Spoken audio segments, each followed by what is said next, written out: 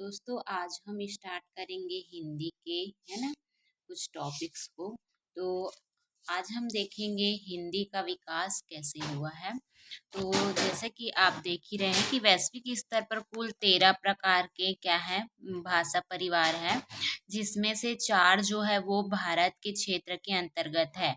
जिसमें पहला है भारोपीय है ना, या फिर इसको प्राक आर्य भाषा भी कहते हैं, जिसके अंतर्गत हमारा हिंदी आता है। और जो भारोपीय प्राक आर्य होता है वो सबसे बड़ा भाषा परिवार है। उसके बाद है हमारा द्रविड़ भाषा परिवार, उसके बाद है चीनी तिब्बत, उसके बाद है ऑस्ट्रिक या फिर इसको आग्नेय भाषा परिवार कहते हैं। तो इसका क्रम इस प्रकार है दोस्तों कि पहले भारोपीय जो होता है ना, वो होता है। उसके बाद इसका ईरानी शाखा रहता है, फिर आर्य उपशाखा, फिर हिंदी। तो ये जो क्रम है इसके बाद हमारा क्या आता है, हिंदी जो है वो आता है। इसी क्रम में हम देखते हैं कि हमारा जो आधुनिक हिंदी है उसका उत्पत्ति किस प्रकार हुआ है। तो इसमें हमारा जो संस्कृत है ना, संस्कृत जो है उससे बना है हमारा पाली है ना, पाली से फिर प्राकृत हुआ, प्राकृत से अपभ्रंश हुआ, अपभ्रंश से औद्धत्य हुआ है ना। उसके बाद हमारा जो आधुनिक हिंदी है उसका उदय हुआ है ना, यानी कि हमारा जो आधुनिक हिंदी है वो कहाँ से आया है, औद्धत्य से आया है ना। उसके बाद हम देखते हैं कि हमारा जो अपभ्रंश है ना, अपभ्रंश भाषा परिवार है वो क्या है। तो अपभ्रंश के लिए कुछ पॉइंट्स यहाँ पे है कि ये व्याकरण में व्यापक बदलाव रखता है ना। और इसको जो अपभ्रंश भाषा काल है उसको संक्रांति काल बोलते हैं है ना। अब है आगे अपभ्रंश के भेद क्या क्या है। तो अपभ्रंश के भेद को हम जब देखते हैं तो इसमें सौर श्रेणी है और क्या है, अर्धमगधी है।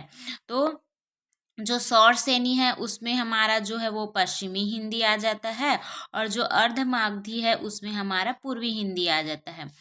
अब कई बार पेपर में पूछ देता है कि पश्चिमी हिंदी के अंतर्गत कौन कौन से भाषा परिवार आते हैं। तो इसके अंतर्गत आता है बुंदेली, खड़ी बोली, हरियाणी, ब्रजभाषा और कन्नौजी। तो ये जो है वो पश्चिमी भाषा परिवार से हैं। पूर्वी भाषा परिवार में हमारे केवल 3 ही भाषा परिवार है, अवधी, बघेली और छत्तीसगढ़ी। दोस्तों अगर ये जो है वो एग्ज़ाम में पूछ दे तो आप बिल्कुल याद रखिए, क्योंकि ये 3 बस हैं ना, अवधी, बघेली और छत्तीसगढ़ी, ये हमारे हैं पूर्वी भाषा परिवार से। तो इससे रिलेटेड कुछ नोट्स देखते हैं। आधुनिक हिंदी का विकास पश्चिमी हिंदी से हुआ है। तो जो हमारा आधुनिक हिंदी है उसका विकास कहाँ से हुआ है, हमारे पश्चिमी हिंदी से हुआ है। यह दिल्ली, मेरठ आसपास प्रचलित है। जो हमारा पश्चिमी हिंदी है वो जो है वो कहाँ है, दिल्ली के आसपास प्रचलित है ना। जो हमारा पश्चिमी हिंदी है उसको खड़ी बोली या कौरवी बोली भी मतलब कौरवी भी बोलते हैं। जो पश्चिमी हिंदी है उसको क्या क्या बोला जाता है, खड़ी बोली और कौरवी बोला जाता है। कुछ फैक्ट है दोस्तों कि हिंदी दिवस कब मनाया जाता है। तो ये मनाया जाता है 14 सितंबर को। 14 सितंबर 1949 को हिंदी को राजभाषा का दर्जा मिला। संविधान के तहत अनुच्छेद 343 के तहत है ना, मतलब संविधान के 343 के तहत हमारे जो हिंदी है उसको क्या मिला है, राजभाषा का दर्जा मिला है।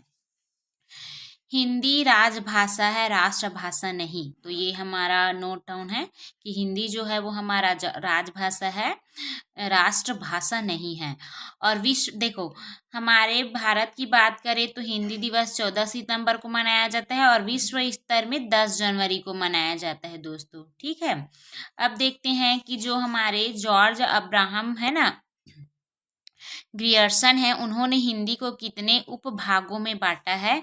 तो उन्होंने हिंदी को 5 उपभागों में बांटा है। पश्चिमी हिंदी, पूर्वी हिंदी, बिहारी हिंदी, राजस्थानी हिंदी, पहाड़ी हिंदी। अगर क्वेश्चन में इनका नाम लेके दिया जाए तो आप बताओगे कि इसको 5 भागों में बांटा गया है करके। तो दोस्तों इसमें हमने बहुत ही कम शब्दों में जो हिंदी का इतिहास है उसको समझने की कोशिश की है। तो मिलते हैं दोस्तों नेक्स्ट टॉपिक में, जो हमारा होगा भाषा और लिपि।